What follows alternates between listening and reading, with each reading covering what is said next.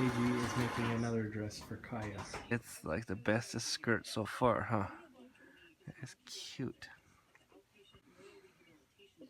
Good job, We honey. made our very own selves. Mm-hmm. And so you can see how much paper and manure there is in here, and so we're gonna put it on the box. Some tasty iced tea, huh? There is not iced tea. So fast. Oh.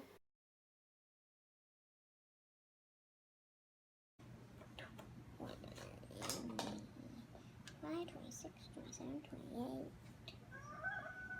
Okay, one thing that we have found really awesome and amazing has been the old books. And then on to geography.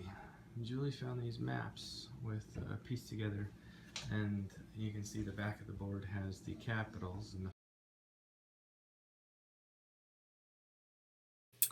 Hey guys, so usually for one of these I would be sitting on Mr. Dirt's lap, but because he's broken, I can't do that. So we'll try and do an interview from here.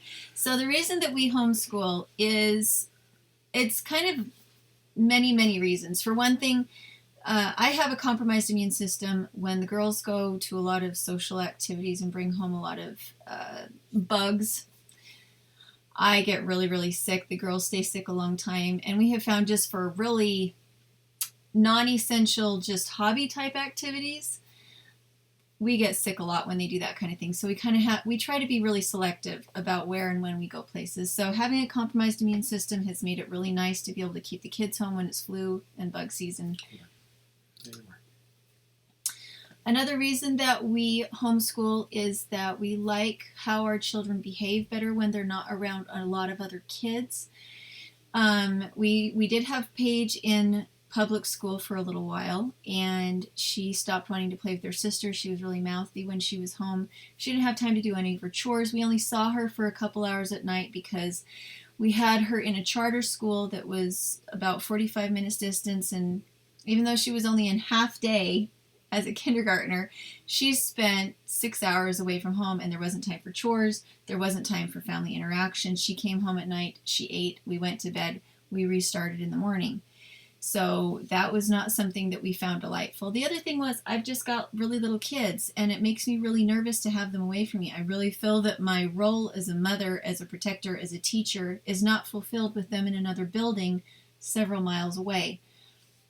At least not for that large chunk of time. And again, that was just when she was in half-day kindergarten.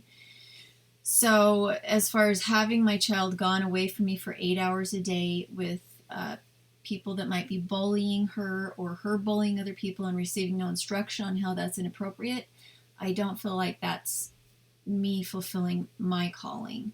And then on top of that, if John works, then he comes home at night, and the only time he would really see his child would be at dinner time, and which would mean that the people who are supposed to be the most important, the most influential in your life, you see for the least amount of time, and I don't feel like weekends can make up for that. Agreed.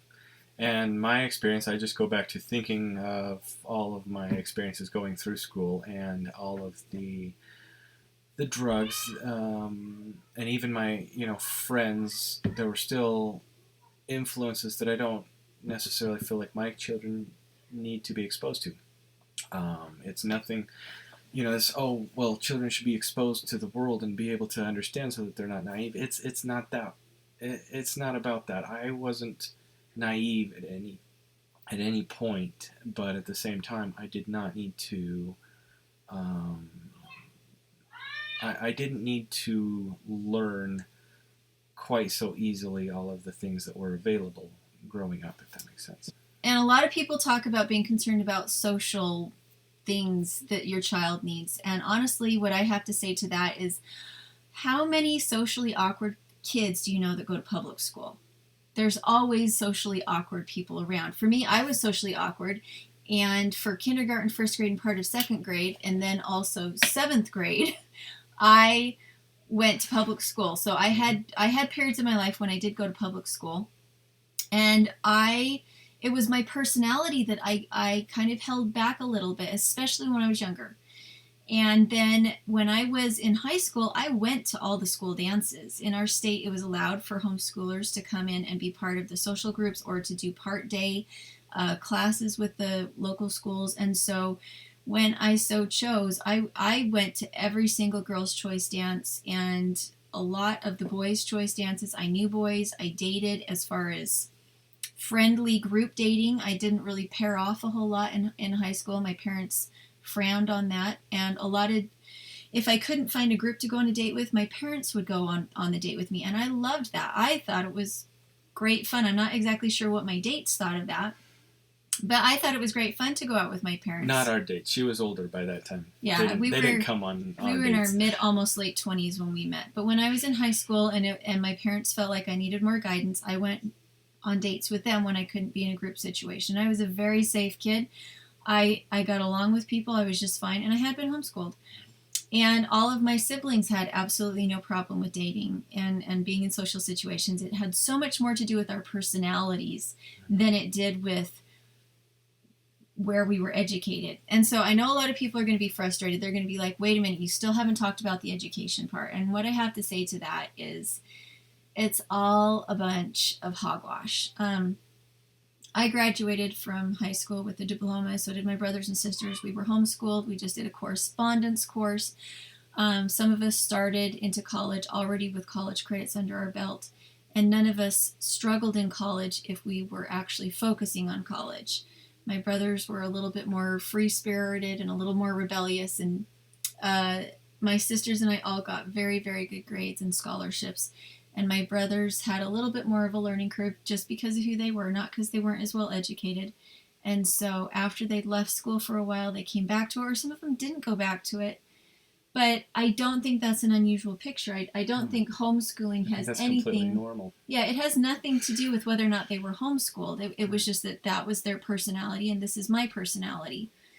And I think there are some children that do better in a public school situation as far as them absolutely thirsting after and thriving on constant busyness and constant interaction with other kids. I think there are children that are like that. There are homeschool co-ops all over the place that meet regularly at least once a week. We have one in our area that not only does co-op as far as getting together once a week for the kids to play, but they have clubs that they have group fees on, swimming, gymnastics, anything you can think of. They have used these co-ops to be able to get better prices. And so it's the sky's pretty much the limit in most states as far as what you can do to socialize your kids. Yeah, the socializing is not, it is a moot point. And yet it's everything that every argument I've heard against it has clung to is, well, they're not getting socialization. Well, sorry, our children are getting quite an amount. And we find that when our kids get out and be around other children, they get a little more mopey, they get a little more resistant about their chores. So we don't try to hold back on the amount of stuff we do with other families, but we do try to be aware and kind of guide the kids a little bit on saying, if you're going to be snotty after we go play with friends, and if you start to whine if we don't see friends multiple hours a day, every day, then we probably aren't doing enough chores. Right.